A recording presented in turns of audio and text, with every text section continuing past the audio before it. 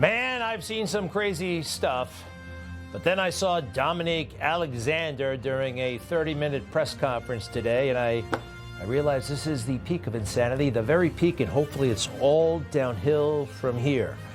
A lot of things got us to this moment. There's some great things going on, but our society was infected, and I figured out the exact moment where everything really went haywire, officially haywire. Remember this woman from St. Louis who got into an argument with a guy who wanted to come into her building, and she didn't know who it was. So she didn't feel comfortable in the vestibule. Like, do you live here? You know, I've got my key. You're walking in behind me. This is my key. Who are you? Happens every day, actually. You're not supposed to let strangers in the building. And women alone at night, it can be a little uncomfortable with anybody in one of those closed vestibules without anybody else there.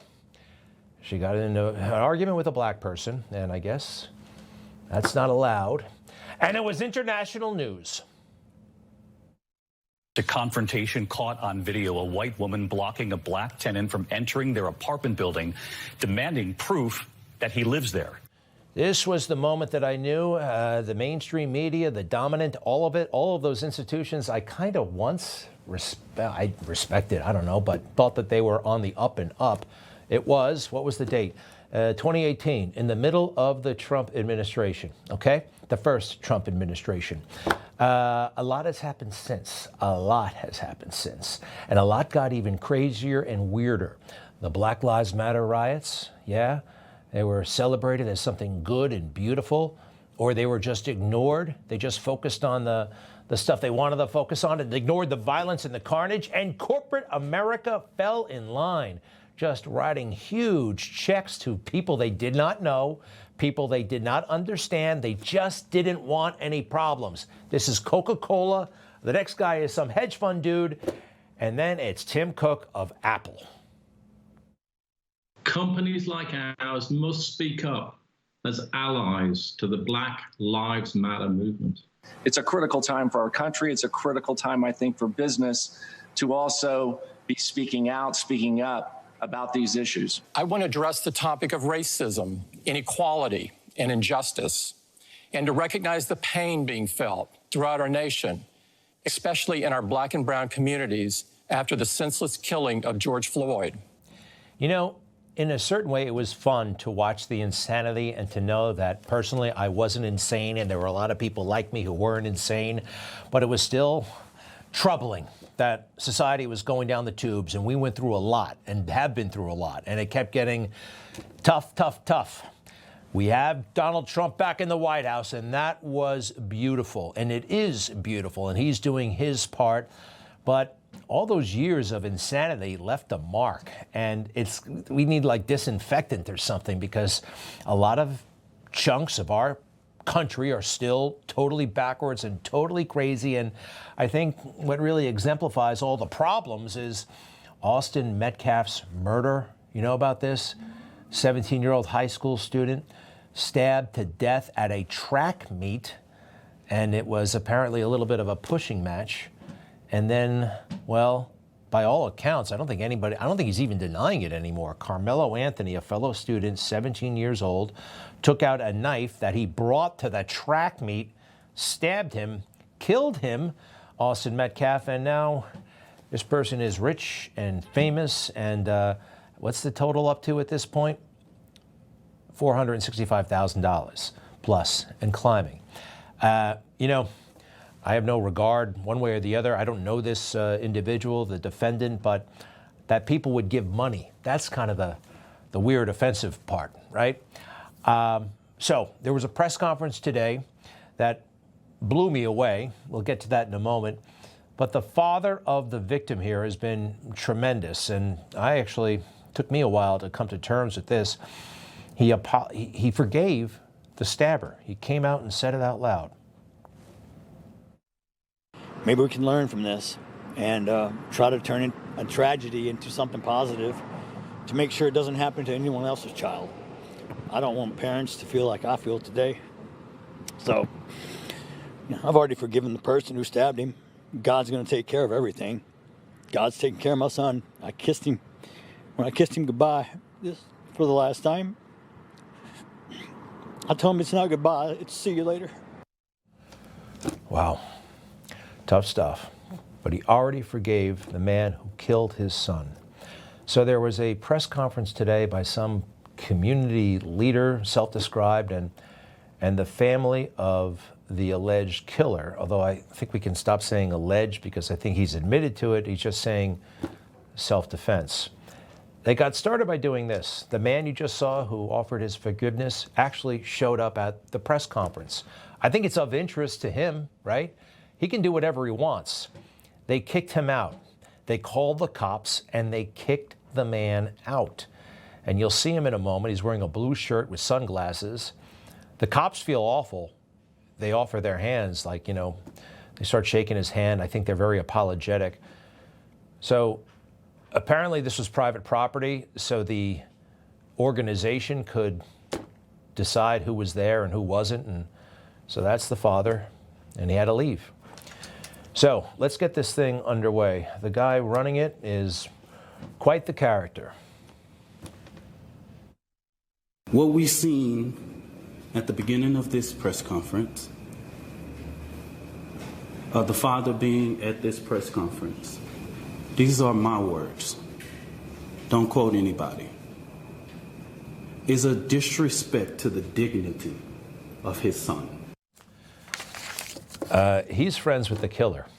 A disrespect. The son is dead. It's just he's attacking the dead boy's father, and he's not done. He keeps at it for a long time. Next Generation Action Network from the beginning has respected the loss of life. No matter our opinion of it, we have kept our opinion close. We have not attacked. We have not shared the information that was shared with us about Austin Metcalf. And as a minister, I would not attack a grieving family. That was disrespectful and just shows you all the character. Who is not invited, he knows that it's inappropriate to be near this family. But he did it. He can do whatever he wants. This minister, who's also a criminal, by the way. Minister, how did they become a minister? If you really stood for that, he could have invited them up to be behind him, stand by him. He could unify the community, something like that. And what's this group called? The Next Generation Action Network. Sounds totally not legitimate. All right. Then the matter of the money. People are, hey, what's going on with the money? It's $500,000. What's up with the money? Watch him try to explain it. All of the funds that were raised on the GoFundMe were all fraud.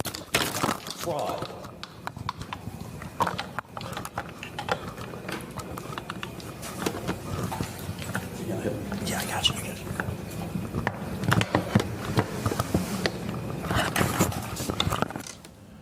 All right. Nice job there, Chief.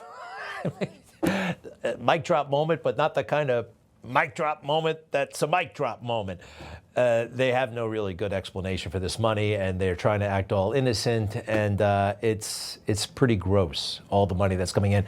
Not a reflection on the family, really, but all the people who are giving it, handing it over. And they're saying, oh, this is great. You're fighting the white supremacists, stuff like that. It's awful. Keep going. Since this tragedy unfolded, the Anthony family has been subject to unimaginable amount of hate, racism, threats to their safety. People have sat outside their house, sent objects delivered to their door, publicly harassed, online and in person. This is not just about Karmelo. It's about the family who dared to stand and demand justice. I don't know. Sent objects to their door. Could that be the mail? Or outside their house? I don't know if I'm buying it. Yeah, I'm sure people are saying mean stuff online, but that kind of happens. Hey, watch what happens when a cop is involved in something controversial, right? I mean, whoa, they almost burned down the guy's house. This happens all the time. We've seen it before. It's not the best part of American society, but it is a part. This happens. And some people use it as an excuse to riot and burn down the entire city. All right, next, please. Racism in this country still breeds. But let me say this loud and clear. We are not scared. We are not moving. We will not be silent. You know, if anybody should know about being silent, it's this guy, because he's had the Miranda rights read to him. You got the right to remain silent. The guy's been arrested like 70 times. I'm serious. Look at this rap sheet. This guy's gotten in a lot of trouble for a lot of things. And every time he gets busted, he gets a picture taken. And sometimes, well, his hairdo has changed over the years a little bit. Got the long hair, got the earrings, and it's got no earrings, and he's got this, and he's got that. And again, quite the character. I'm trying to find how many of y'all have asked the superintendent or one single board of trustee, why didn't you cancel or postpone? With weather in that magnitude, you couldn't have a track meet in rain or thunderstorm or clouds. Y'all are the media. Ask your journalists, your weather journalists, how the weather was that day and that time. Y'all do that research. All right, so he's actually upset that there was a track meet in the rain, and he seems to be saying if there wasn't a track meet that day, Karmelo would not have gone with a knife and killed somebody. They have track meets in the rain all the time, okay? These are just photos I found of people at track meets in the rain, and we don't have a weatherman necessarily. And I looked it up. Yeah, it was cloudy. It looks like it was raining in Frisco, Texas. So what? So what? All right. So this is all a racial thing, according to the minister. But the ugly attacks on her just shows Black America that no matter what you pick in the ballot box, and that is your constitutional right, it's people out here reminding us of the Black struggle in America. Well, of course, right? Of course. It's you play that card. It is a way in the past to get a lot of money and a lot of power, but you used to have to be a victim. I've never heard of an assailant playing the card. It doesn't make sense. I think we're going to hear from the mother now. I have a measure of sympathy for the mother, and she actually, she's a little bit out there in some of the stuff she says, but some of it's actually very appropriate. And I know she's suffering. So let's hear from the mom. Whatever you think what happened between Karmelo and the Metcalf boys, my 3 younger children, my husband, and I didn't do anything to deserve to be threatened, harassed, and lied about. The lies and false accusations that have been said about us, especially over the past week, has been overwhelming. The lies and their amplification put my family in danger, as well as everyone in our community, everyone involved in the investigation, from the police, the attorneys, and the court staff. I don't want anybody to be threatened. I don't want anybody to be harmed, but I'm telling you, we're getting mixed messages from the family's lawyer regarding the funds. They're like, yeah, the family needs to be able to survive. There's been a tremendous amount of pressure. I think at this point, living in a gated community, given everything, the safety of their younger children is very warranted. Look, people don't like this kind of money coming in. They just don't like it. I kind of understand that. And you got people on the team saying that they kind of need the money.